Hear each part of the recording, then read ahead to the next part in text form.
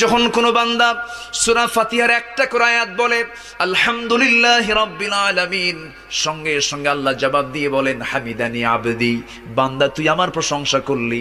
আর রহমানির রহিম যখন বলে আল্লাহ বলেন আসনা আলাইয়া আবদি। মালিক ইয়াউমিদ্দিন যখন বলে আল্লাহ বলেন মাজ্জাদানি আবদি। এরপরে যখন বলে ইয়াকা না'বুদু ওয়া ইয়াকা নাস্তাঈন পর্যন্ত যখন বলে আল্লাহ বলেন বান্দারে তুই আমার কাছে কি চাস, প্রাণ খুলে চা রে বান্দা।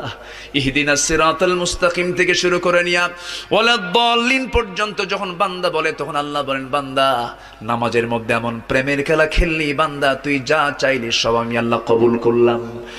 ওই বান্দা যখন রুকুতে যায় আল্লাহ তখন অস্থির হন। ওই বান্দা যখন সিজদায় যাওয়ার জন্য প্রস্তুতি নাই, সমস্ত ফেরেশতাকে ডাক দিয়ে বলেন ও ফেরেশতারা, এই বান্দাগুলো আমাকে দেখলো না, রাসূলকে দেখলো না, কোরআনকে দেখে হাদিসকে বিশ্বাস করে আমাকে খুশি করার জন্য তার সবচেয়ে সম্মানজনক